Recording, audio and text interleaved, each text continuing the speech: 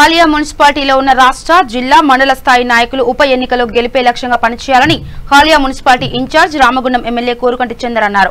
ఆయన హాలియాలోని 12వ వార్డులో గల పార్టీ కార్యాలయంలో నిర్వహించిన విలేకరుల సమావేశంలో మాట్లాడారు. వచ్చే నెల ఒక గడప గడపకు గులాబీ సైన్యం పేరుతో ప్రజలను కలవడానికి 12 వార్డుల్లో ప్రచారం చేస్తాయన్నట్టు చెప్పారు. ప్రజల మద్దతు సీఎం కేసీఆర్ ప్రభుత్వానికే ఉంటుందని ఆశాభావం వ్యక్తం చేశారు. ఈ ఉప ఎన్నికల్లో టీఆర్ఎస్ విజయంకు నల్లేరు మీద నడికేనని అధిక మెజార్టీతో గెలుస్తామని చెప్పారు.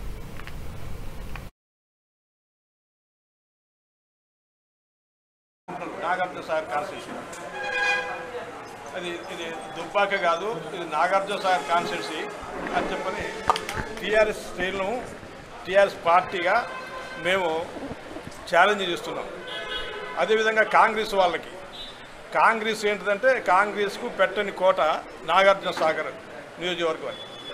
కానీ పోయిన జనరల్ ఎలక్షన్లోనే ఈ నాగార్జున సాగర్కు పెట్టిన కోట అంటే ఏంటిదో చూపించినట్టు ఘనత మా నాగార్జున సాగర్ నియోజకవర్గ టీఆర్ఎస్ పార్టీకి దక్కిందని చెప్పని ఈ సభముఖంగా తెలియజేస్తున్నాం. ఇప్పుడు కూడా నాగార్జున సాగర్ కాన్స్టిట్యున్సీలో కాంగ్రెస్ పార్టీ కానీ బీజేపీ కానీ చాలా దూరంలో ఉన్నాయి మా టీఆర్ఎస్ పార్టీకి. మా దగ్గర దరిదాపులో లేనటువంటి ఈ రెండు పార్టీలని రేపు టౌన్లో కానీ విలేజ్లో కానీ వెళ్ళినట్టయితే వాళ్ళకి ఒక్క 2 రోజుల్లో తెలిసిపోతుంది మన ఓటమి తప్పదు అనేటువంటిది. ఆ బీజేపీ వాళ్ళు కానీ కాంగ్రెస్ వాళ్ళు కానీ అనుకునే పరిస్థితి వస్తుంది. ఎందుకు అంటే మేము టీఆర్ఎస్ పార్టీగా ఊళ్ళలో తిరుగుతున్నాం కాబట్టి వాళ్ళ యొక్క స్పందన ఎట్లా ఉన్నదంటే మేము అడగకముందు చెప్పేస్తున్నారు వాళ్ళు. ఎందుకు సార్ మాకు కేసీఆర్ చేసినటువంటి సహాయాన్ని మేము మర్చిపోతామా? కేసీఆర్ గారి యొక్క నాయకత్వాన్ని మేము మొదటి నుంచి కూడా బలపరుస్తాం, ఇప్పటి నుంచి కూడా ఇంతకుముందు కూడా బలపరుస్తాం, ఇప్పుడు బలపరుస్తాం.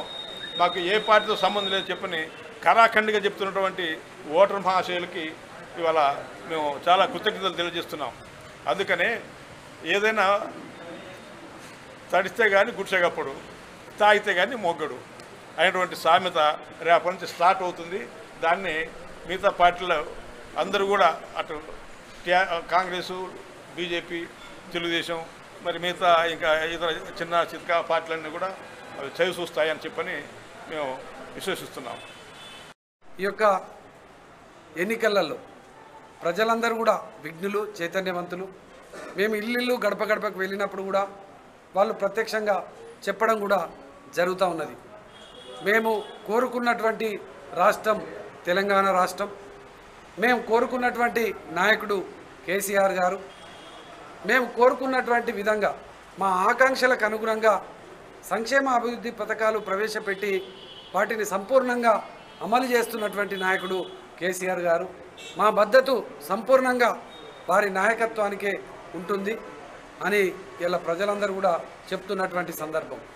ఇలా బీజేపీ నాయకులు కానీ, అదేవిధంగా కాంగ్రెస్ నాయకులు కానీ, అదేవిధంగా ఇంకా చాలా పార్టీ నాయకులు ఇలా పూర్తిగా ఇంకా క్షేత్రస్థాయికి వెళ్ళలేదు.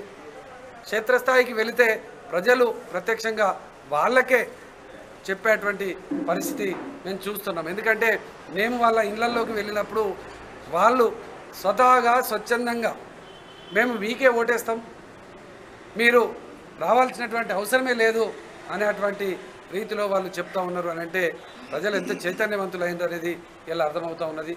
అందుకోసమే రేపు జరగబోయేటువంటి ఎన్నికలు టీఆర్ఎస్ పార్టీకి నల్లేరు మీద నడకలాగానే ఉంటుంది.